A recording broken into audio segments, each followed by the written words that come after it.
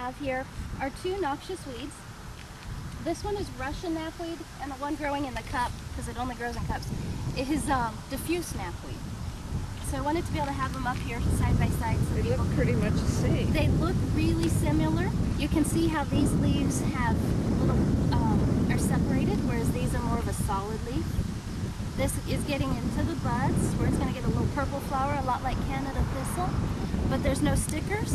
And this one's not quite to that stage, and it'll get a white flower, and it has little spines underneath the flower on it. When you pull up Russian knapweed, it's going to have this black scales down here at the root. It'll kind of make out this black layer. Russian knapweed and diffuse knapweed are both on the B list for state of Colorado for noxious weeds.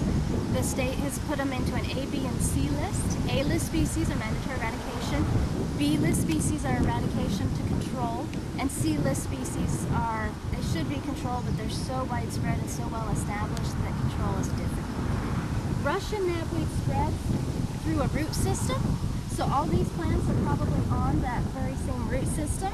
It's a creeping perennial, and it's very toxic to horses. Whereas the diffuse knapweed is typically a biennial, so it's got a much different base to the plant. And when it gets, after it's flowered and died off, it'll actually break and tumble in the wind and get caught in our fence lines and spread that way. Whereas this one's never going to break and tumble. But they do look pretty similar. They're both that gray-green appearance. The biggest differences are the leaf structure and shape, and then that root system. Okay? Okay.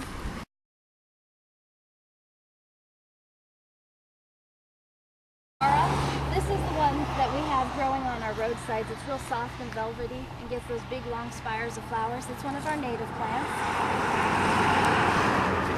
So there's nothing wrong with it. It's just kind of, people ask what that plant is a lot of the times on the roadside. What is it?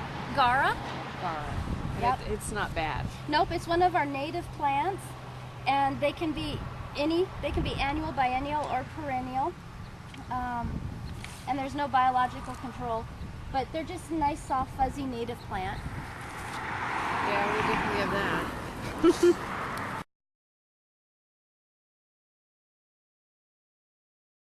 Olive tree. This branch is kind of dead, maybe like your tree a little bit.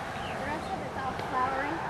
It again is one of the noxious weeds. It's on the B list, where we're working on making people take it out and eradicate it. And we've got a special project along the Poudre River for its eradication. So within a few weeks, as soon as the water goes down, this tree will disappear. So say goodbye to the Russian olive tree. He's got one of the larger trunks than what most of them have. They're what they consider a phreatophyte, which means their root system makes it down to the groundwater table, and they can drink a lot of water in a day. We did plant them purposefully as a shelter belt. Protection helps slow down the wind during the Dust Bowl and all that fun stuff, wildlife habitat. And then we found out that they do tend to be very invasive and spread, taking over native areas and riparian zones.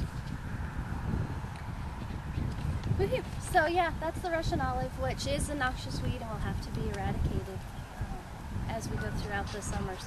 We aren't going to take them out of shelter belts, but where they're wild like this, we will take them out of the river bottom.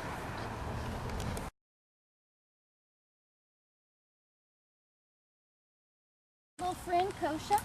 This is a short growth, but you can see how he forms a really dense mat population. They can get pretty tall, up to 4 feet tall, I guess.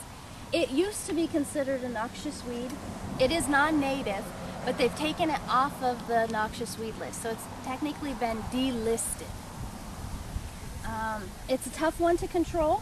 There are some subspecies in kochia that are resistant to herbicides, so if you really do want to take out the kochia from your property, we got tons of that. Yeah, it's a tough question, but there's definitely some herbicide options out there and some newer ones that have come on the market we could talk about later. You actually just keep mowing it short.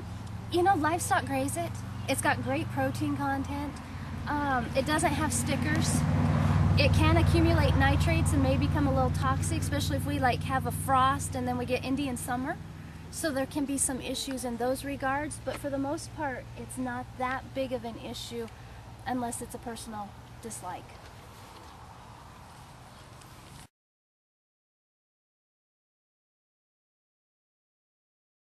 Is red stem fillery. Typically it's growing flat on the ground unless it's in a lot of vegetation like this, and then it'll grow erect. They call it, like, the seed looks like a stork's bill, so they'll call it that. It's got these tiny little purple flowers, but that seed head is very distinctive about it. It was on the B list for noxious weeds, and like I said, they moved it to the C list, which is, it should be controlled, but it's so widespread and so well established.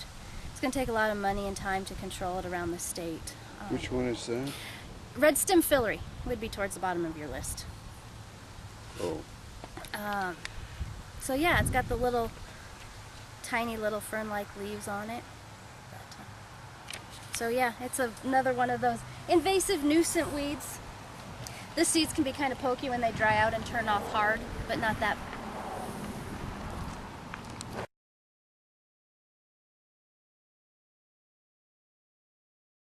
So we're in a beautiful patch of leafy spurge. Leafy spurge is on the B list for a noxious weed. Sheep and goats will graze it. Some cattle will sometimes. There's a couple biocontrol options. The hardest part with it is this milky sap. When you break the stem, you can see the milk coming out, which can be toxic, cause blisters on your skin and eyes. So I need to be sure I wash my hands before I put them in my mouth or rub my eyes. There's two other cousins to it. There's a product or a species called cypress spurge, which looks like leafy spurge but miniaturized, more delicate, maybe a foot tall. It's in people's flower gardens, and it's on the A list for mandatory eradication. The other one is myrtle spurge, which has the bigger heart-shaping clasping leaves going around it, and again, that's on the A list for mandatory eradication and still an ornamental in people's flower gardens. Whereas leafy spurge is on the B list, and for the most part, it's control or suppression. So these plants need to be kept from going to seed and impacting neighbors and lands. So at the very least, at this point in time, they need to come out and try to mow these down. There's a few herbicide options and choices, and we're getting a couple more in the near future. But it's a difficult plant to control. The roots go down and spread out 20 feet. All these are probably related on a similar rootstock. Again, it's like the Russian knapweed. It's one of our creeping perennials that does that. There are some plants further along that are closer. These are the seed pods. So right in here is more like the true flower. That little tiny, these big leaves are called bracts. That orangish star is the flower, and then these are the seed pods. And what I'm told is these, when it dries down, these seed pods get so much pressure built up in them that they actually explode, and you can hear pops when it shoots the seed out, and it can shoot the seed out 10, 15 feet away, they say.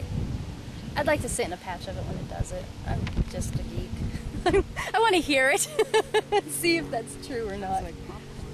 Exactly. But probably we've talked about that myrtle spurge. There'll be kids that play with it, paint themselves with that white milky sap, and usually make the news and end up in the hospital having a reaction to it. So it'll be one of those that we'll definitely hear more of as the summer goes along. Okay.